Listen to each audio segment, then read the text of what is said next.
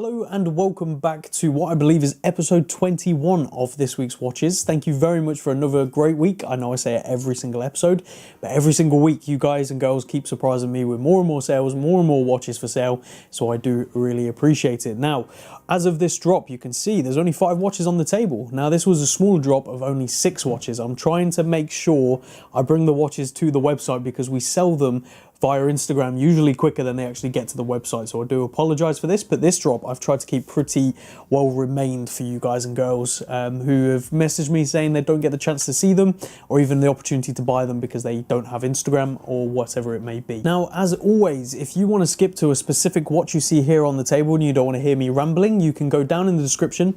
There's a timestamp to each single watch and also a link to the website where you can view that watch in more detail, see the price and also purchase. And if you have a watch you would like to sell, it's super simple. Go to our website under the sell section and complete the form. It's the easiest way to do it. Please don't ring me and just saying you've got this watch you'd like to sell and start quoting me reference numbers. The reason being, it's just very difficult to know every single price of every single watch off the top of my head, and also markets change pretty much weekly in this trade, it seems like, so it's always best to do that because then I can see the photos, I know the age of the watch, I know if it's box and papers, and I have all the details I need to give you a very quick and good response. And that will be usually in most cases a purchase price, a price that we would pay for it, and a consignment price, so a price we will sell it for and what commission we will take for the process.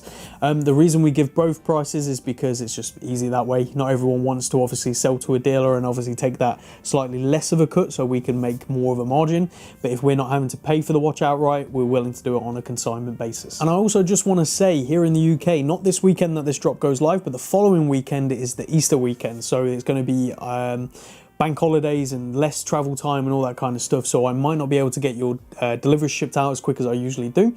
And also on the point of shipments, I'm in this office less often now because I have a home office and I'm still doing shipments from there, but obviously some watches are going to stay here, so they will be a slight delay in shipping. If you before would have bought, let's say on a Tuesday morning, we could have had it out Tuesday morning to you and it would have been with you Wednesday.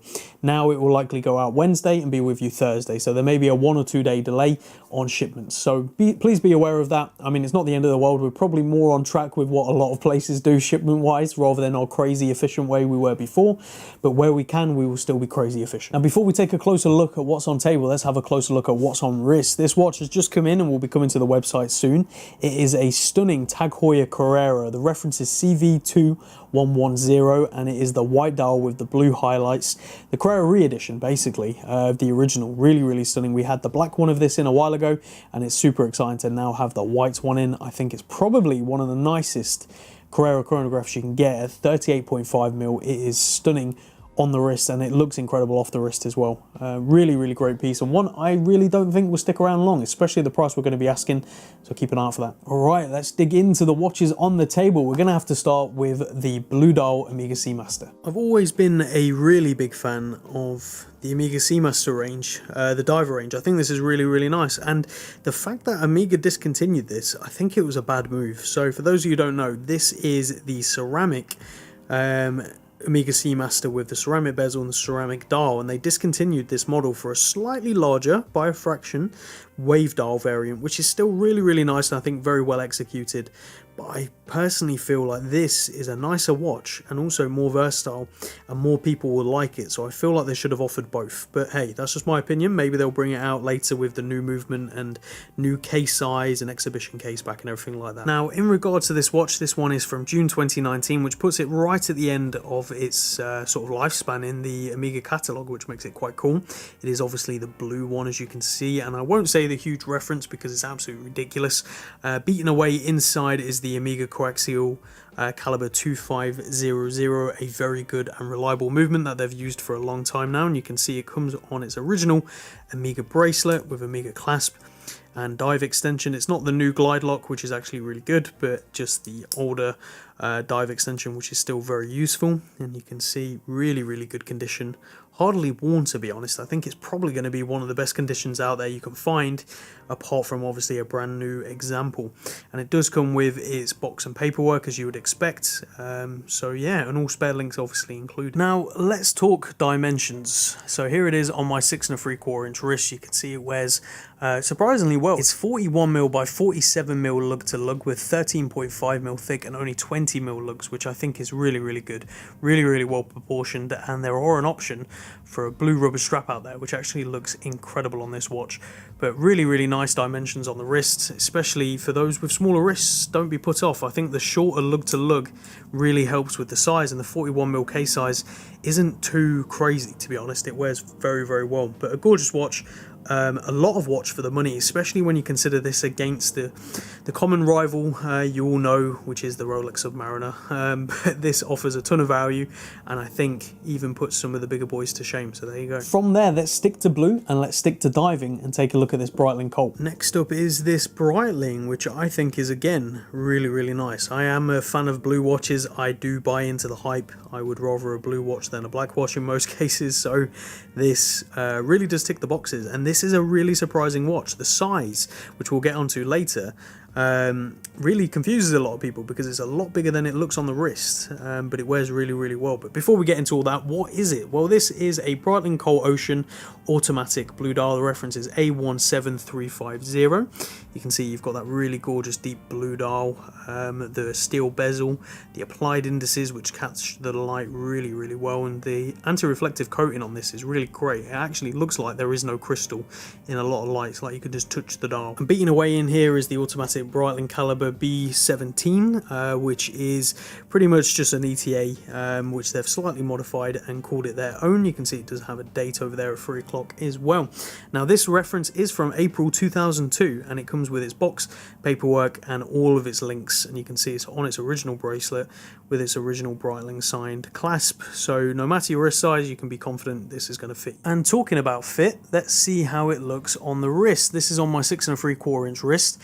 Now, if you had to guess the case size of this, most of you would probably guess like 36mm, but surprisingly, it's 39mm by 44mm lug to lug, 12mm thick and 18mm lugs. It wears incredibly well and is super surprising. It actually wears more like a mid-sized diver, which to some people out there is not going to be a sort of a factor into buying. They're actually going to probably turn away from this because of that. But for those of you who like a smaller watch and are more comfortable with a slightly smaller watch, this one really does tick the box, and I think you'll be very pleased with it. So go check it out on the website, see all the details, and purchase it today.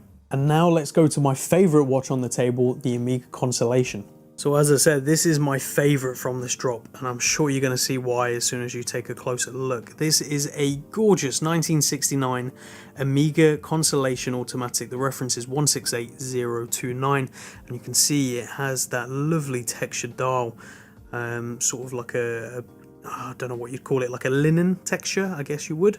Really stunning. You've got the Constellation star down there at 6 o'clock. You've got a day date over there at 3. It is in French, so you know, if that's of a bother to you, then this isn't going to be the one for you. I don't really mind because I like it myself, so it's all good. But that bezel that you see is like a fluted bezel, and it is 18 karat white gold.